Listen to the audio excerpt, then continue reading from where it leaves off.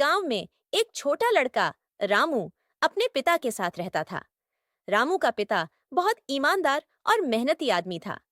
एक दिन रामू के पिता को गांव के मुखिया ने खेत में काम करने के लिए बुलाया। मुखिया ने उन्हें एक बड़ा काम दिया और कहा कि यह काम तुम्हें जल्दी करना होगा, मैं तुम्हें अच्छा इनाम दूंगा। रामू के पिता ने दिन रात मेहनत की, लेकिन एक दिन अचानक वह एक सोने की अंगूठी खेत में पाए। वह सोचने लगे, यह अंगूठी मुखिया की हो सकती है, लेकिन अगर मैं इसे रख लूं तो मुझे बहुत फायदा हो सकता है। फिर उन्होंने सोचा, नहीं, मैं सच्चाई के रास्ते पर चलूंगा। उन्होंने अंगूठी उठाकर मुखिया के पास वापस लाकर दे दी। मुखिया हैरान रह गया और उसने कहा, तुम सचमुच एक ईमानदार आदमी हो, तुम्हारे लिए मेरे पास एक बड़ा इनाम है। रामू के पिता ने कहा, सच्चाई और ईमानदारी ही सबसे बड़ा इनाम है। एक गांव में एक बूढ़ी महिला रहती थी जो बहुत दयालु और समझदार थी। वह अक्सर बच्चों को जीवन के महत्वपूर्ण आगे देखने से पहले लड़की को तो सभी लाइक करते हैं। आज देखते हैं माँ के लिए कौन लाइक और चैनल को सब्सक्राइब करता है। आंटी, जीवन का सबसे बड़ा राज क्या है? बूढ़ी महिला हंसते हुए बोली, बच्चे, जीवन का सबसे बड़ा राज है सच्चाई और प्यार।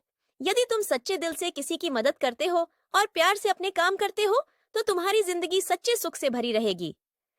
बच्चा समझ गया और उसे जीवन के सबसे महत्वपूर्ण पाठ का एहसास हुआ। उस दिन से उसने अपनी जिंदगी में सच्चाई और प्यार को अपनाया। छोटे से गांव में एक गरीब किसान रहता था जिसका नाम मंगू था। मंगू का जीवन बेहद कठिन था, लेकिन उसकी मेहनत और संघर्ष की भावना उसे कभी टूटने नहीं देती थी। उसके पास केवल कुछ बीघे जमीन थी और वही उसकी दुनिया थी। उसकी जमीन भी इतनी उपजाऊ नहीं थी, लेकिन उसने कभी हार नहीं मानी। वह रोज सुबह सुबह अपने खेतों में काम करने निकल पड़ता था, चाहे मौसम जैसा भी हो। उसकी पत्नी सीता और 2 छोटे बच्चे थे जिनके चेहरे पर हमेशा मुस्कान रहती थी, लेकिन परिवार की स्थिति इतनी खराब थी कि अक्सर उन्हें दाल चावल के अलावा कुछ और खाने को नहीं मिलता था।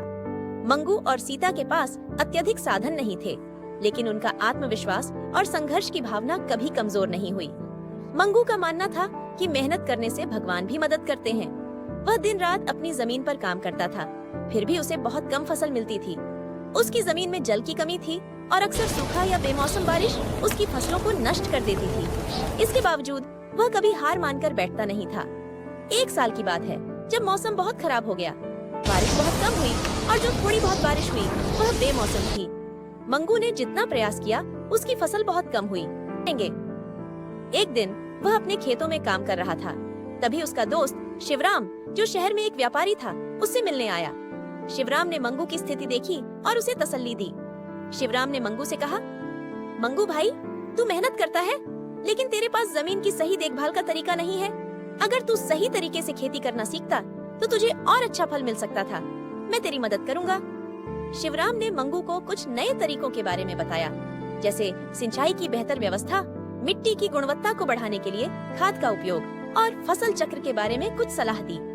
मंगू को यह सब नया और अनजाना सा लगा, लेकिन शिवराम की बातों ने उसे आशा दी। मंगू ने ठान लिया कि वह अब अपनी जमीन की देखभाल नए तरीके से करेगा। कुछ महीने बाद मंगू ने अपनी जमीन पर मेहनत करना शुरू किया। उसने अपने खेत में नहर बनवाकर जल संचयन की व्यवस्था की, उर्वरकों का सही तरीके से उपयोग करना शुरू किया और फसल चक्र का पालन करने लगा। मंगू ने सब कुछ बहुत ध्यान से किया और उसकी मेहनत रंग लाई। इस बार उसकी फसल बहुत अच्छी हुई और उसने इतना अनाज उगाया कि वह न सिर्फ अपनी जरूरतों को पूरा कर सका, बल्कि शहर के बाजार में भी अच्छा मुनाफा कमाया। मंगू की मेहनत और समर्पण ने उसकी जिंदगी को पूरी तरह बदल दिया। अब उसकी स्थिति पहले से बहुत बेहतर हो चुकी थी। वह अब अपनी जमीन पर खुश था और उसे कोई चिंता नहीं थी कि आगे क्या होगा।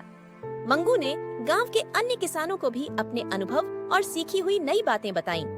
धीरे धीरे गांव के किसानों ने भी मंगू से प्रेरणा ली और अपनी खेती के तरीके में बदलाव किए।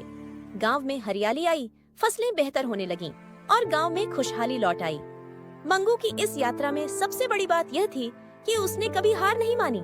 उसने संघर्ष किया, नई चीजें सीखी और अपनी मेहनत से अपने जीवन।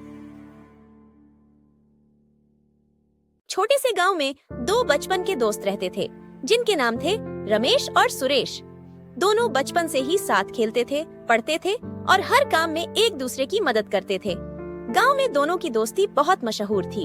लोग उनकी दोस्ती की मिसाल देते थे और कहते थे कि जब तक ये दोनों साथ हैं, इन्हें कोई भी मुश्किल नहीं आएगी। एक दिन गांव में एक बड़े मेले का आयोजन हुआ। रमेश और सुरेश दोनों ने तय किया कि वे इस मेले में जाएंगे। मेले में हर तरह की रंग बिरंगी झूले, खिलौने और स्वादिष्ट मिठाइयाँ लगी हुई थीं। दोनों दोस्त बहुत खुश थे। वे दिन भर मेले का आनंद लेते रहे, लेकिन अचानक रमेश ने देखा कि उसकी जेब से कुछ पैसे गायब हो गए। वह घबराया और उसने सुरेश से कहा, सुरेश, मेरी जेब से पैसे गायब हो गए हैं, अब मैं क्या करूँगा? सुरेश ने रमेश को शांत करते हुए कहा, चिंता मत करो, हम मिलकर इसे ढूंढ लेंगे। सुरेश ने पूरी ईमानदारी से हर जगह देखा, लेकिन पैसे का कोई पता नहीं चला। रमेश अब और भी घबराया हुआ था, क्योंकि उसके पास अब घर लौटने के लिए पैसे नहीं थे। सुरेश ने उसे हिम्मत दी और कहा, मैं तुम्हारे लिए घर से पैसे भेजने का इंतजाम करूंगा, तुम चिंता मत करो। सुरेश ने अपनी सारी बचत से रमेश के लिए पैसे जुटाए और उसे दिया। रमेश ने सुरेश का धन्यवाद किया, लेकिन सुरेश ने मुस्कुराते हुए कहा, यह कोई मदद नहीं है दोस्त। असल में दोस्ती का मतलब यही होता है कि जब एक दूसरे को जरूरत हो तो हम एक दूसरे के साथ खड़े रहें। महीनों बाद सुरेश को एक बड़ी मुसीबत का सामना करना पड़ा। उसके परिवार को एक बहुत बड़ी आर्थिक परेशानी का सामना था और उसे किसी से मदद की जरूरत थी। रमेश ने बिना किसी देर के सुरेश की मदद के लिए अपनी पूरी मदद दी। रमेश ने उसे केवल पैसे नहीं दिए, बल्कि हर कदम पर उसका साथ दिया और उसका मनोबल बढ़ाया। कुछ समय बाद सुरेश की परेशानियां हल हो गईं और उसने रमेश का शुक्रिया अदा किया। रमेश ने कहा, तुम्हें शुक्रिया कहने की जरूरत नहीं है दोस्त, ये तो सच्ची दोस्ती का हिस्सा है। सीख, इस कहानी से हमें यह सीखने को मिलता है कि सच्ची दोस्ती में न तो कोई स्वार्थ होता है और न ही कोई शर्त। सच्चा दोस्त वही होता है जो मुसीबत में आपके साथ